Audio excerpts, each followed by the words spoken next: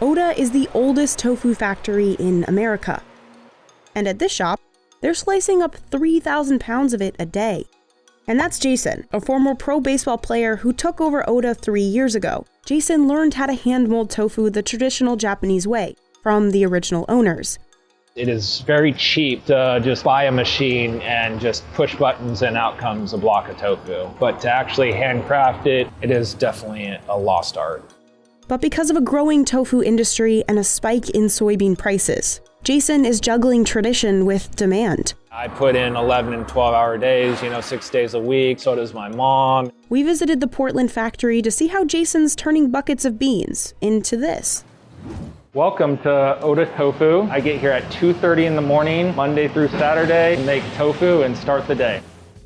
The night before, workers pull out giant bags of soybeans sourced from Iowa. And they're dried soybeans, so they're very hard. You could hardly break it with a hammer. And we soak them the night before, then they become really soft. It takes 10 hours of soaking. Depending on the temperature of the outside, we tend to soak them longer if it's colder or shorter if it's hotter. We want that pure white in the soybeans. Yeah, these are so pretty good. Cooks transfer the soft soybeans to one of 2 grinders. We grind the soybeans, make a slush. Then we put it into our cookers, which cook to about 100 degrees Celsius. Then the mixture flows through a giant pipe into a filtering bag in the pressing machine. This machine squeezes out the soy milk. The milk comes out the other end and drops into another filter. So we double filter it to get as pure of soy milk as we can. Okay, this is hot. What's left is a byproduct called okara, basically the leftover bits from the beans like the shells. So this nylon that catches the rest of the okara, people use it in baking recipes and stuff like that. But also we give it to farmers to feed their cows and pigs. Some of the soy milk gets bottled by hand. It's sold across Portland, but the rest gets turned into tofu. Our tofu is made out of 3 ingredients: soybeans, water, and coagulant. The mixture first gets a splash of coagulant. So we use our nigari, traditional Japanese coagulant. We can adjust the amount of coagulant that we use to make the firmness that we want. I will actually make a firm, so I'm gonna add some more coagulant because it could be separated from the curds and the water a little bit more. It's kind of like making cheese, right? Like in cheese, the coagulant separates the whey, or liquid, from the proteins, which clump up into curds. That takes about 15 minutes.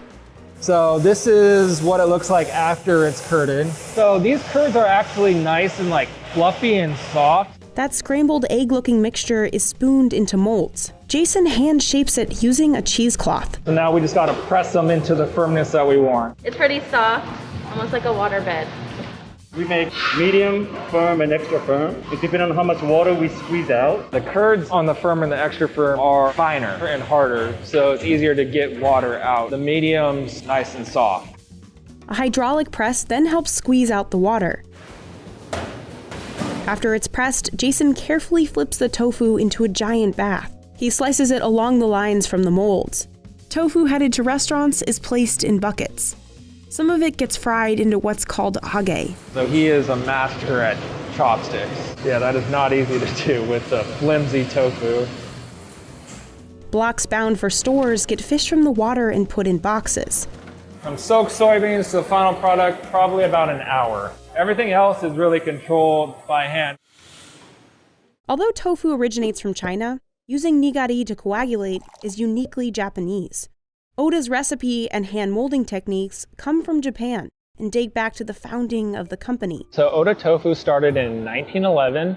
Saizo Oda immigrated to Portland from Okayama, Japan. Shortly after, Saizo and his wife Sheena opened a tofu shop using the same 3 ingredients Jason uses. Back then, Oda was one of many tofu factories, serving the Japanese and Chinese American communities in East Portland. But then, Pearl Harbor happened, and 120,000 Japanese Americans were forced into internment camps.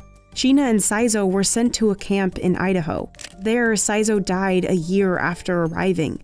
In the 3 years of internment, all Japanese-owned tofu shops were closed. Many were seized, looted, or sold off. But the Oda's landlord honored their lease. And when Sheena returned to Portland alone in 1945, the shop and all its equipment was waiting for her. That they came back and wanted to start the company again shows testament to the Ota family for wanting to do that, and then also the customers that wanted to buy the tofu and really kept the business alive. Jason bought the business from Sheena's grandson, Ko, and his wife Eileen in 2019. Because I heard that they were closing, and I thought it would be such a shame that a business like this would close their doors, especially with all their history. Ko Ota and Eileen Ota really taught me everything there is to know about making tofu. This is their equipment. I inherited all of this. Jason's continued the handmade Ota tradition. There's a reason why people or businesses don't make tofu the way that we do right now. Long hours, hard work. Everything that has to do with tofu, I am involved with the whole entire process. You are the tofu genius. Yeah, I feel like I am the tofu master now. Because Jason's production process is slower, it's hard to compete with big factories, mass manufacturing tofu. All they have to do is push a button and out comes tofu. From the soak beans to packaging to pressing, everything is very automated. It is very different than our process. Really, I mean, that's what we're competing against because they're low cost. And the competition is getting harder as soybean prices soar. China is usually one of America's biggest soybean buyers, but in 2019, tariffs on soybeans cornered China out of the market. It helped prices for our soybeans go down because the demand wasn't there. But when tariffs were dropped in 2021, China re-entered the market, scooping up soybeans and causing prices to skyrocket. Soybean prices haven't been this high in 7 years. Soybean prices have gone up drastically, 40% in the past couple months. So I've had to increase pricing. And I think every tofu manufacturer had to increase pricing. You just can't eat that much of the cost. But Jason's customers don't seem bothered. We don't mind to spend more because we want high quality food. We do business with them 20 years and the customers love it. We can never change to other brands. To keep up with competition and supply costs, Jason has made small changes. First, he redesigned the package. Then he bought that packaging machine. He also launched Ota on social media. And his strategy has worked, attracting new young restaurant owners, like Chef Tai.